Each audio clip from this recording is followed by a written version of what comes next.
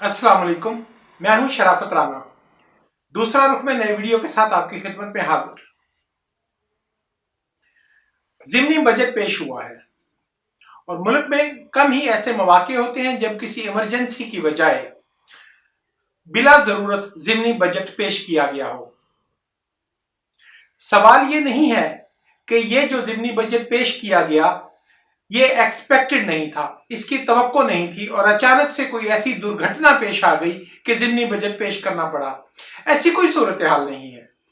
जून में जब बजट पेश किया गया तो हर जी शऊर इंसान ये बात लिख रहा था, कह रहा था, बोल रहा था।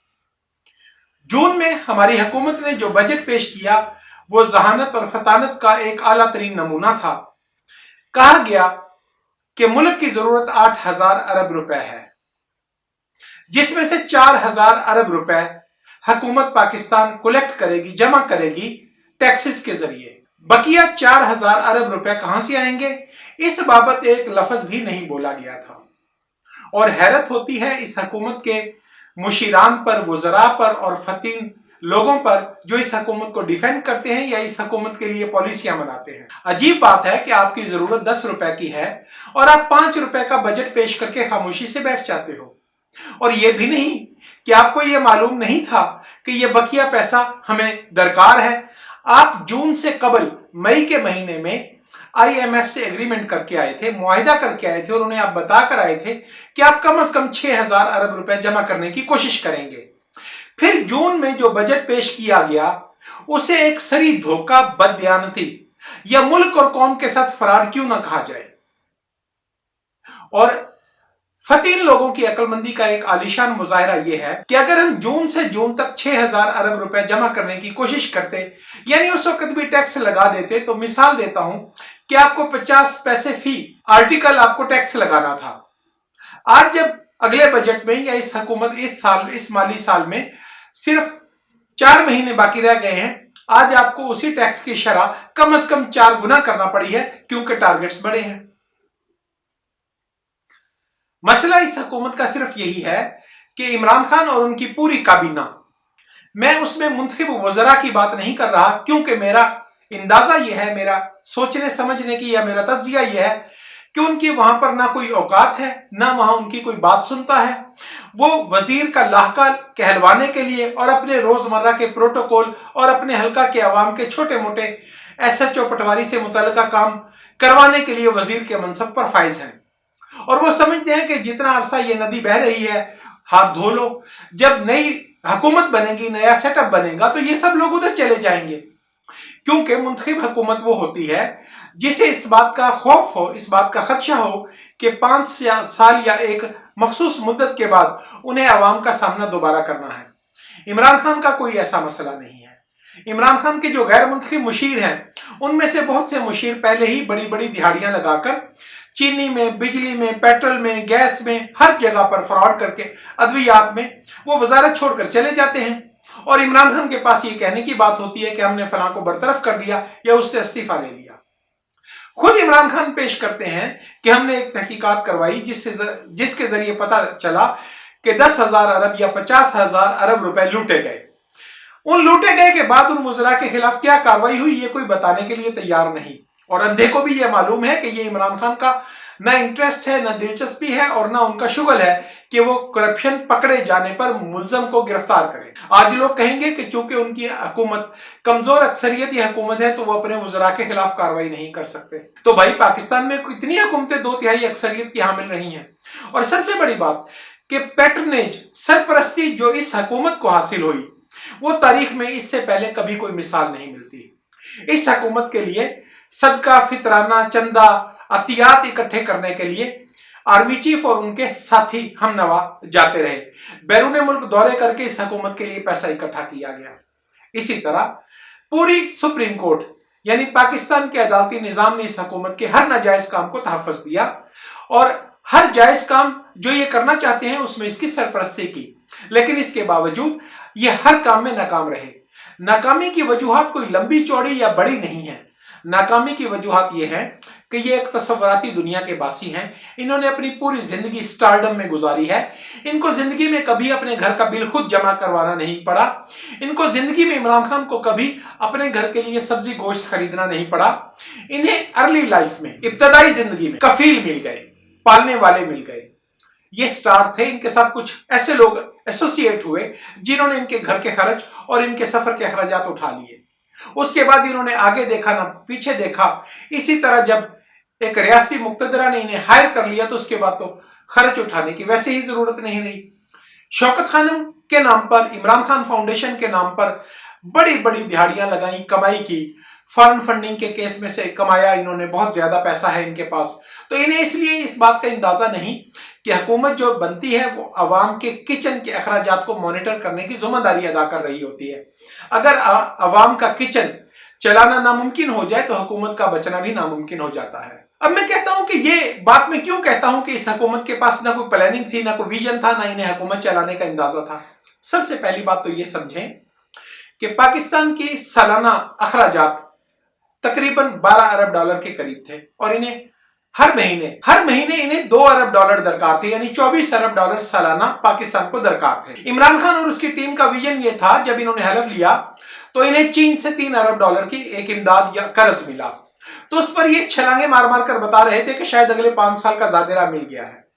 तो मैं ये कहता हूं कि असद उबर एक छोटे करियाने की दुकान के मालिक की तरह की सोच थी। वो समझता था कि 3 अरब डॉलर इतना ज्यादा पैसा है जिससे 5 साल भी गुजर जाएंगे और अगला इलेक्शन लड़ने के लिए भी उनके पास काफी पैसे होंगे। तो जब महीने 2 महीने के बाद इन्हें अंदाजा हुआ कि 3 अरब डॉलर तो 1.5 महीने में खर्च हो गए, तो उसके बाद इनकी परेशानी शुरू हुई। अब मैं दूसरी बात पर आता हूं।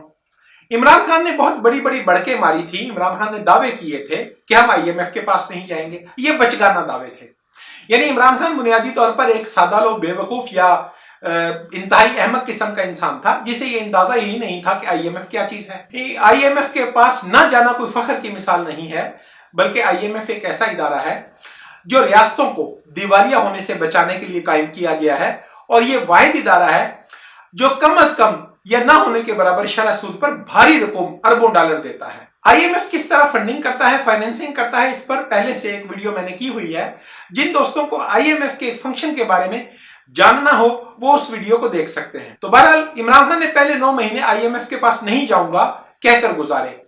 अब IMF की बुनियाद यह है कि IMF सिर्फ आपको आपके दिवालियापन से बचाने के लिए बगैर किसी सूद के भारी रकम नहीं देता, बल्कि IMF आपकी क्रेडिबिलिटी का मायार भी है।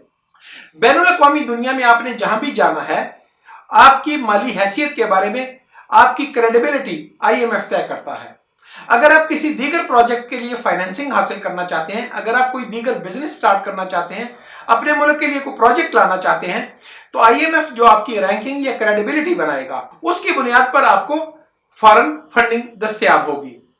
तो इसी तरह IMF के पास न जाने का नुकसान यह हुआ कि डायरेक्ट फॉरेन इन्वेस्टमेंट पाकिस्तान में आना बंद हो गई। दूसरी बात पॉलिसी और विजन की बात होती है। आज ज़िमनी बजट पेश करते हुए इमरान खान की पूरी टीम, उनके वजीर खजाना और इमरान खान खुद ये पोस्ट कर रहे हैं कि शायद वो कोई बहुत बड़े बागी रहनुमा हैं, वो क्यूबा के कास्त्रो बन गए हैं, वो चिगुएरा बन गए हैं, कि अमेरिका उनके ऊपर पाबंदी और दबाव डाल रहा है और अमेरिकी हुकूमत कह रही है कि IMF पाकिस्तान के साथ सख्ती वाली डील करे। मुमकिन है कि 10, 20, 50% तक ये फैक्टर दुरुस्त हो। आपकी अपनी जुबान जो किसी नागुफ्तनी मर्ज का शिकार है और बिला जरूरत फजूल और लग़्व बयानी करती है, उससे यकीनी तौर पर खारजा पॉलिसी के मुहाज पर आप तनहा रह गए हैं और पूरी दुनिया आपका एतबार करने के लिए या आपसे डायलॉग करने के लिए तैयार नहीं है। लेकिन इसका एक दूसरा पहलू भी है। IMF आपको पैसे देती है। वो पैसे इसलिए देती है कि आपके सर पर जो वाजिबुल अदा कर्ज हैं, वो कर्ज आप अदा कर सके। IMF आपके कर्ज को अपने जिम्मे लेकर अदा करती है ताकि आप दिवालिया ना हो जाए। अब IMF जब ये पैसा दे रही है तो क्या वो आपसे सवाल भी ना करे कि ये पैसा आप कैसे वापस करेंगे? बार बार अर्ज करता हूं कि इसके 2 स्टाइल हैं। इस कर्ज की वापसी के लिए 2 तरीके हैं। एक तरीका पाकिस्तान पीपल्स पार्टी का है, जिसे बाद में मिफ्ता इस्माइल और शाहिद खाकान अब्बासी ने भी अपनाया। यह तरीका यह है कि हम IMF को कहते हैं कि हम अपनी ज़री सेक्टर की पैदावार में इतने अरब डॉलर का इजाफा करेंगे, हम अपनी इंडस्ट्रियल प्रोड्यूस में इतने डॉलर का इजाफा करेंगे, और इस तरह हम साबित करते हैं कि हमारे पास एक वर्केबल प्लान है जिसके जरिए हम आईएमएफ की मुजवजा इकसाद से ज्यादा डॉलर्स कमाएंगे। तो आईएमएफ आप पर कोई दबाव नहीं डालती। लेकिन इसहाक डार और मौजूदा हुकूमत के कारपरदाजान एक ही मेंटालिटी के, एक ही सोच के मालिक हैं। इनकी अपनी कोई सोच नहीं है, या दूसरे अल्फाज में आप ये कह लें कि ये बैंकर हैं, चार्टर्ड अकाउंटेंट किस्म के लोग हैं। ये कैलकुलेशन करते हैं कि दुकान हमेशा मुनाफा में चलनी चाहिए। इन्होंने जो बजट जून में पेश किया था उसमें जो तरक्याती फंड्स रखे गए थे उनमें से 1 रुपया खर्च नहीं किया, बल्कि मैं कहता हूं कि पूरा बजट आपको नजर नहीं आता मां सिवाय तनख्वाहों के कि इन्होंने कहां पर खर्च किया है। तो आप सेविंग करके मुल्क को नहीं चला सकते। मुल्क को चलाने के लिए आपको मुल्की आमदनी में इजाफा करना होता है, और मुल्की आमदनी में इजाफा करने के लिए आपको इन्वेस्टमेंट करना होती है। मैं आपको अर्ज करता हूं कि अगर आप 100 अरब रुपए पाकिस्तान में ज़राअत के सेक्टर में इन्वेस्ट कर देते हैं, हुकूमत ने क्या करना होता है? हुकूमत ने अश्योरेंस देनी होती है कि आपको ज़राअत के लिए बीज अच्छा मार्केट में दस्तयाब रहेगा, गारंटी देना होती है। इसी तरह अगला काम करना होता है, खाद और ज़री अद्वियात आपको मार्केट में दस्तयाब हैं, उसके बाद आपको बिजली सस्ती दस्तयाब है। जब आप ये तमाम फैक्टर्स पर इन्वेस्टमेंट करते हैं तो आप बम्पर क्रॉप्स लेते हैं। आप तसव्वुर करें कि 2013-14 में पाकिस्तान पीपल्स पार्टी के आखिरी साल में हमने 1 करोड़ 45 लाख गांठें कपास हासिल की। सिर्फ कपास की मद में उस साल हमने आज की निस्बत 10 अरब डॉलर ज्यादा पैसा कमाया। हमने न सिर्फ अपने टेक्सटाइल की इंडस्ट्री की जरूरियात को पूरा किया, सस्ते दामों पूरा किया, बल्कि हमने खाम कपास एक्सपोर्ट भी की, और इससे हमारा किसान मजीद खुशहाल हुआ। इसी तरह मैं अर्ज करता हूं कि गंदम, चीनी, चावल आप पैदा करते हैं, उसके बाद आप उसे सब्सिडी देकर एक्सपोर्ट करते हैं, जिसके एवज डॉलर हासिल होते हैं। उन डॉलर्स को आप आईएमएफ को अदा कर सकते हैं। अब मौजूदा हुकूमत का जो विजन है वो इसके मुतजाद है। मैं कहता हूं कि ये इसहाक डार की एक्सटेंशन है। मियां मोहम्मद नवाज शरीफ और इसहाक डार ये आसान रास्ते तलाश करने के आदी हैं। ये सोचते हैं कि हर चीज की इनपुट पर टैक्स लगा दिया जाए ताकि पैदावार हो या ना हो। ये कहते हैं कि अगर हमने ज़राअत के इनपुट पर, इंडस्ट्री के इनपुट पर हमने इन्वेस्टमेंट कर दी और खुदा ना खास्ता मौसम खराब हो गया, पैदावार ना हो सकी, तो टैक्स कहां से आएगा? तो ये पहले दिन ये बीज पर टैक्स लगाते हैं, खाद पर टैक्स लगाते हैं, ज़री अद्वियात पर टैक्स लगाते हैं। उसके अलावा हर चीज इंडस्ट्रियल इनपुट, मिसाल के तौर पर गैस पर, पेट्रोल पर, आप ईंधन पर टैक्स लगाते हैं, बिजली को महंगा करते हैं, उस पर टैक्स लगाते हैं। इस पॉलिसी से क्या होता है कि हुकूमत को टैक्स पहले दिन हासिल हो जाता है, लेकिन पैदावार कम हो जाती है। तो जो टैक्स आपने फालतू हासिल किया वो पैदावार की कमी की सूरत में वही डॉलर आपको कहां खर्च करना पड़े? इस साल आपको अजनास की दरामद, गंदम और चीनी वगैरह की दरामद पर 10 अरब डॉलर खर्च करना पड़ा। अगर आप इसमें खुद कफील होते, पाकिस्तान की जरूरत के मुताबिक आप ये चीजें पैदा कर लेते, तो ये 10 अरब डॉलर बच जाते और आपको आईएमएफ के सामने सरनिगू ना होना पड़ता। उसकी इकसाद की अदायगी आपके लिए बड़ी आसान थी। इसी तरह आपको 2 मस्बत पॉइंट जो आपको हासिल हुए पीपल्स पार्टी की पॉलिसी की वजह से, उनमें से एक जीएसपी प्लस की आपको कैटेगरी थी, एक बारात आपको हासिल हुई कि आप अपनी तमाम तर प्रोड्यूस यूरोपीय यूनियन को बेच सकते थे।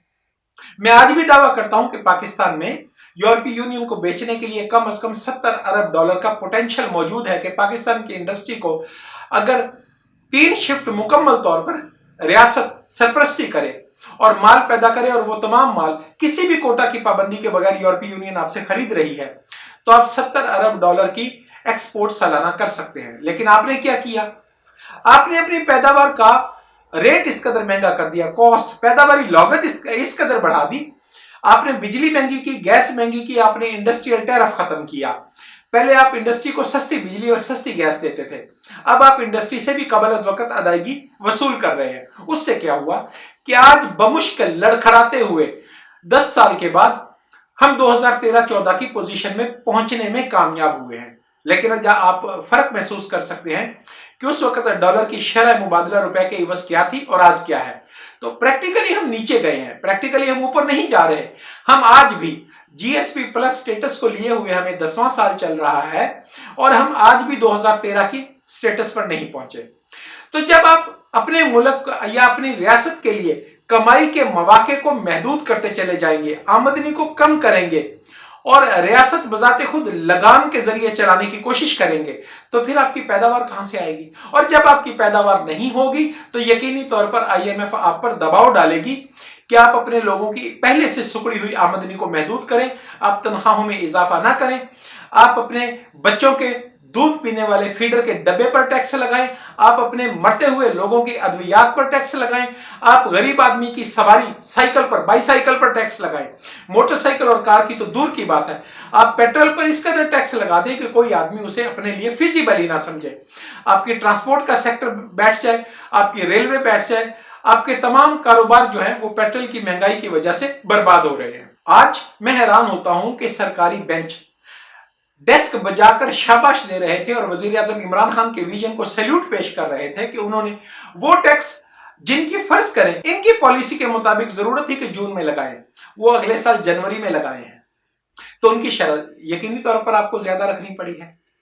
تو یہ ڈیسک بجانے کا وقت نہیں تھا، یہ لعنت بھیجنے کا وقت تھا، یہ اپنی لیڈرشپ پہ، اپنے ویژن پہ نظر دہرانے کا وقت تھا، اس کو دوبارہ آپ نے دیکھنا تھا، اس کا جائزہ لینا تھا کہ ہم کیوں اس طرح کی بار بار گزشتہ 3 سال میں آپ کم از کم 6 بار ناکام ہوئے ہیں، آپ روز ناکام ہو رہے ہیں، تو کسی ایک ناکامی سے سبق سیکھنا چاہیے تھا۔ لیکن ہماری بدقسمتی ہے کہ جب لیڈرشپ اپنی ذاتی زندگی میں مصروف ہو، وہ یہ سمجھے کہ ایک ہی زندگی ملی ہے، اسی میں میں نے بطور وزیر اعظم عیش کر لینی ہے، اپنی ذاتی عیاشی پر وہ وقت خرچ کرنا ہے، یا چند اپنے سپانسرز جو مسلسل 22 سال سے انویسٹمنٹ کر رہے تھے ان کے لیے ذرائع آمدنی کا سلسلہ بنانا ہے، وہ اتنا پیسہ کما لے کہ دوبارہ وہ پاکستان نہ آ سکے، تو یقینی طور پر عوام، ملک اور لوگ بدحال ہوں گے۔ ضمنی بجٹ ایک کامیابی نہیں ہے، حکومت کی ایک بہت بڑی ناکامی ہے، اور اس کا آنے والے وقت میں اسی حکومت کو تماشا دیکھنا ہوگا۔ دوست کہتے ہیں کہ اپوزیشن ضمنی بجٹ کو کیوں نہیں روکتی؟